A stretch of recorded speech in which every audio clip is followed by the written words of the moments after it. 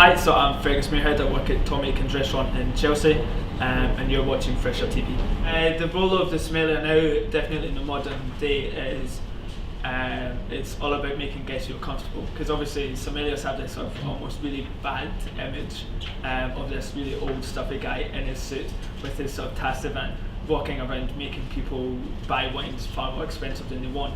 Whereas for us it's more of an educational role. We're the people that will see the guests most often. So you have to build a rapport, and the guest experience is purely focused.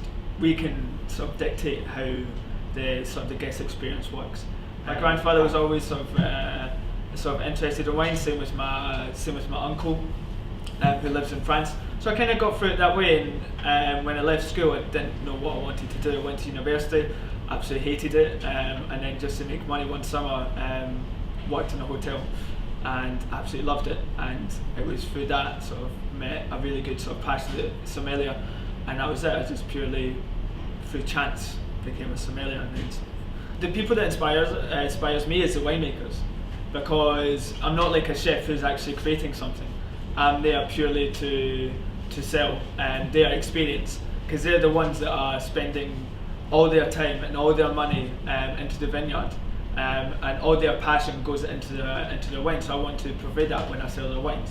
And obviously I've got people in the industry like Gary Devaney, Gerard Boise, Ronan Sabran, these sort of really top sommeliers. They obviously they are inspiration to keep going. But no, I think it's not like a chef where you get inspiration from this person or that person. You just have to look at what other sommeliers are doing, and as I said, the winemakers come from me. You have so many different countries now producing wines. So you have some new wines coming from the Eastern Europe, so Georgia, Croatia. These are sort of really coming forward, and I think there's some quite interesting stuff getting done there. But I think if you look at the broader spectrum, it is definitely minimal interventionist winemaking, and these sort of orange wines, they are going to keep getting more and more. And in fact, today there was something released that supermarket sales are down, but organic, biodynamic, natural wines are actually on the up.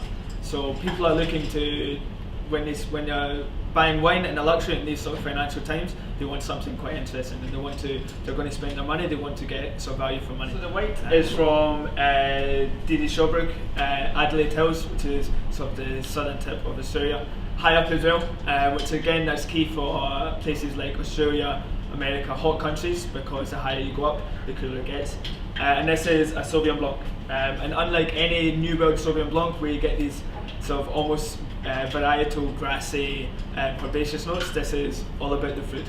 Lovely tropical fruit flavours. You get something about the grass, but what makes this wine completely interesting is what we were talking about. This has some skin maceration, so you have there's some time when with red wine you have the juice and you have the skins, and that's how you get the colour. With white wine you have the juice, you have the skins, and you throw the skins away as soon as possible. But you get more flavour from the skins, and you get some more different characteristics. So you have something completely unique. Yeah, I work at Tom Aikens Restaurant, so you can find us on www.tomaikens.co.uk. Sorry, my memory is absolutely terrible. I'm also on Facebook and Twitter. I think my Twitter is @Fergus Muirhead, if I'm not mistaken.